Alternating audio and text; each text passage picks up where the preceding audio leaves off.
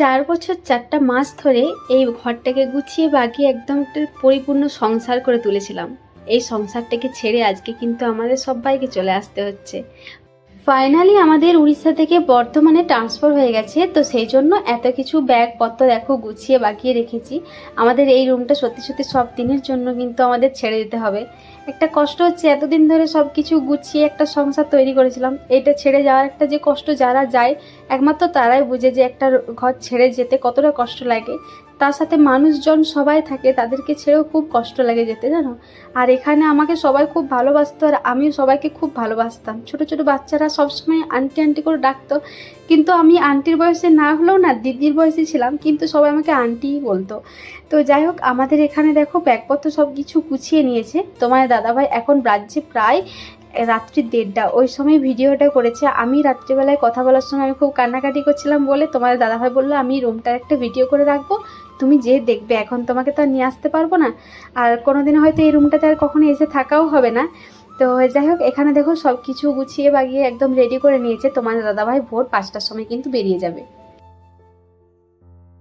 এটা হলো 2 দিন পরের ভিডিও। তোমাদের আমি সেভাবে কোনো ভিডিও শেয়ার করতে পারিনি। আমি কিন্তু অনেক ভিডিও করে রেখেছিলাম, কিন্তু খুব কষ্ট হচ্ছিল, আমি এডিট করতে পারিনি। আমি তোমাদের এর আগের ভিডিওতে বলেইছিলাম যে আমরা বাড়ি যাব, দশর পুজো আছে আমাদের বাড়িতে। তো আমরা বাড়িতে এসেছিলাম, তখনই হঠাৎ করে খবরটা যেহেতু পাই, তো তোমাদের দাদাভাই কিন্তু ওই সোজা উড়িষ্যা চলে গেছে জিনিসপত্র নিয়ে, তারপর বর্ধমান চলে এসেছে। আর আমি যেহেতু বাড়িতে ছিলাম, বাড়িতে দেখো মা বাবা আমাকে পৌঁছাতে যাচ্ছে, আর ওটা হচ্ছে আমার যা যাবে বাপের বাড়ি। তো ও বললো যে তাহলে বিষ্ণুপুরে যেহেতু যাবে আমাদেরকে বাস স্ট্যান্ডে নামিয়ে দেবে, আর আমরা কিন্তু বর্ধমান বাসে করে যাব। ট্রেনে যাতায়াতটা একটু কষ্টকর, তো সেই জন্য বাসেই যাব। বাসে যেতে 5 ঘন্টা লাগবে। আর এখানে দেখো মেসোমশাই ভাই ওরা নিতে এসেছিলো আমার যাকে। আর এখানে দেখো আমরা বিষ্ণুপুর বাস স্ট্যান্ডে চলে এসেছি। অনেক বছর পর বলতে পারো বাসে করে এতটা দূর যাব। আমি কিন্তু এর আগে কখনো কিন্তু এতটা টাইম বাসে যাইনি। ট্রেনে যেতে এতটা কষ্ট হয় না যতটা বাসে যেতে কষ্ট। ট্রেনে আরামসে যাওয়া যায়, আর সত্যি কথা বলতে কি বাসে একটু কষ্ট হয়। আর এরপর থেকে কিন্তু আমাদের বাসেই যাতায়াত করতে হবে, তো এটা অভ্যাস করে নিতে হবে। যাই হোক, আর মেয়ে দেখো এখানে মাঝখানে বসেছিলাম, ভাবলাম যে ও ঘুমিয়ে যাবে। একটুক্ষণ ঘুম থেকে ওঠার পরে কিন্তু আর ঘুমোতে চায়নি, যেহেতু বাসের অনেক আওয়াজ হচ্ছিল, তো সেই জন্য ঘুমোতে চায়নি। আর এই দেখো জল দেখতে পেয়েছে, জল দেখতে পেলেই খালি যতগুলো রাস্তায় মাঠে জল দাঁড়িয়েছিল সবগুলোই বলছে সমুদ্র। যেহেতু আমরা উড়িষ্যাতে সমুদ্র প্রায় মাঝে মধ্যে নিয়ে যেতাম মেয়েকে, ও কিন্তু সমুদ্র যখন সেই লাস্ট আমরা যখন পুরী যাই, তখন পুরী গোপালপুর, তখন থেকে কিন্তু মেয়ে সমুদ্রটাকে খুব ভালোবাসতো আর ভয় করতো না ছোটোবেলার মতো। যাই হোক, এখানে দেখো আর তো সমুদ্র দেখতে পাবো না, প্রায় যেরকম মাঝে মধ্যে ঘুরতে যাওয়া হতো সেটা তো আর হবে না। আর এখানে মেয়েকে নিয়ে বসেছিলাম যেহেতু। আর একটা কথা খুব মনে পড়ছিল, বরমশাইয়ের সাথে প্রতিবার যাওয়া হয়, এবারে যেহেতু বরমশাই নেই তো সেজন্য একটু ফাঁকা ফাঁকা লাগছিল।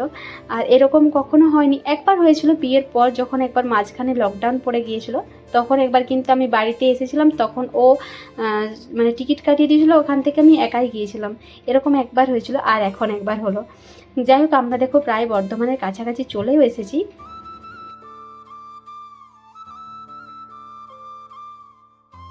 আমাদের ট্রান্সফারের খবর পেয়ে কিন্তু আমি যেহেতু বাড়িতে ছিলাম, সবাই আমাকে ফোন করেছিল, আর সবাই বলছিল হঠাৎ করে চলে গেলে। আমি কিন্তু বুঝতেই পারিনি যে এখন বাড়ি যাওয়ার সাথে সাথেই চলে যেতে হবে আর ট্রান্সফার হয়ে যাবে। যাই হোক, এখানে দেখো আমরা বর্ধমানে চলে এসেছি। এটা আমরা এসেছিলাম শক্তিগড় স্টেশনে দাঁড়িয়েছিলাম। তো তোমাদের দাদাভাই দেখো নিতে এসেছিলো, তোমাদের দাদাভাই। আর আমার একটা কথা তোমাদের বলা হয়নি, আমার যে জেঠ শ্বশুর মশাইয়ের ছোট ছেলে, ও দাদা আছে আমাদের পাশের রুমে, দাদা আর কি মানে দাদাদের পাশের রুমে আমরা রুমটা পেয়েছি। তো 2 ভাই আমরা 2 যা একসাথে থাকবো। আর যেতে না যেতে দেখো 2 ভাই বোনে কিন্তু খেলতে বসে গেছে। আর এটা হচ্ছে দিদিদের রুম। আমরা কিছুক্ষণ আগে এসেছি, দিদি এখন মশলা মুড়ি করছে। দিদি যদি এখন সন্ধ্যাবেলা আছে, এখন হালকা মুড়ি টুড়ি খাবো, তারপর রাত্রেবেলার খাবার খাবো। আর চলো আজকের ভিডিওটা এইটুকুই রাখবো। তোমাদের আরও ভালো সুন্দর সুন্দর ভিডিও দেওয়ার চেষ্টা করব। কিছুদিন আমি একটু রেস্ট নিয়ে নিলাম, যেহেতু আমার মনটাও ভালো ছিল না, শরীরটাও ভালো ছিল না।